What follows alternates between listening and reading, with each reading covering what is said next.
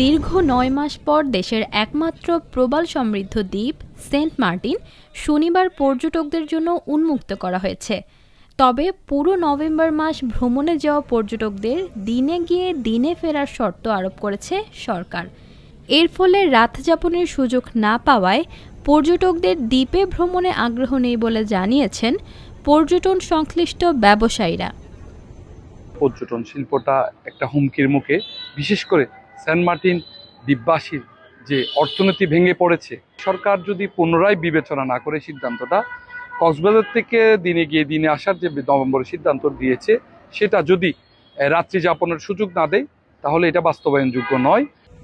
জাহাজ মালিক ও পর্যটন সংশ্লিষ্ট ব্যবসায়ীরা বলছেন, মিয়ানমারের রাখাইনের সংঘাতের কারণে ২০২৩ সাল থেকে টেকনাফের দমদমিয়া ঘাট থেকে জাহাজ চলাচল বন্ধ রয়েছে।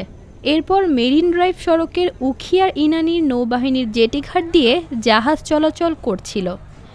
গত বছর থেকে কক্সবাজার শহরের নুনিয়ারছড়া BIWT এর জেটিঘাট থেকে সাগরপথে পর্যটকবাহী জাহাজ চলাচল করে আসছিল।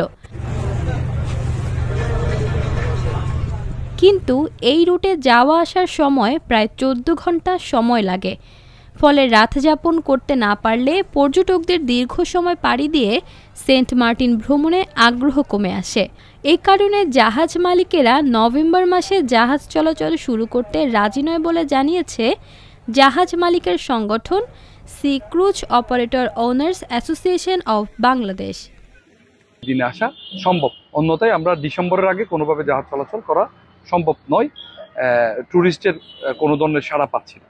আসলে জেলা প্রশাসক মহোদয়ের সাথে বিষয়টা অবগত, ওনাদের কোনো অসহযোগিতা আমরা এই পর্যন্ত লক্ষ্য করিনি। ওনাদের সার্বিক সহযোগিতা আমাদের প্রতি আছে, তবে তাদের উপরেও যে নির্দেশনা আছে এর বাইরে তাদের করার কিছু নেই।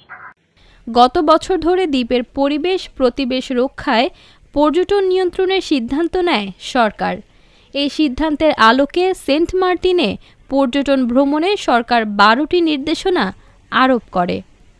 তাদের সাথে আমরা কথা বলেছি, ওনারা জাহাজ যারা চালাবে তারা BIWT এর অনুমতি নিয়েছে, আমাদের কাছে আবেদন করেছে, আমরা তাৎক্ষণিকভাবে অনুমতি দিয়েছি। তারা যাত্রীর জন্য অপেক্ষা করতেছে, যাত্রী পেলে তারা চালানো শুরু করবে। আমরা তাদের সাথে সার্বক্ষণিক যোগাযোগ রাখতেছি যেন তারা দ্রুত জাহাজ চালানো শুরু করে।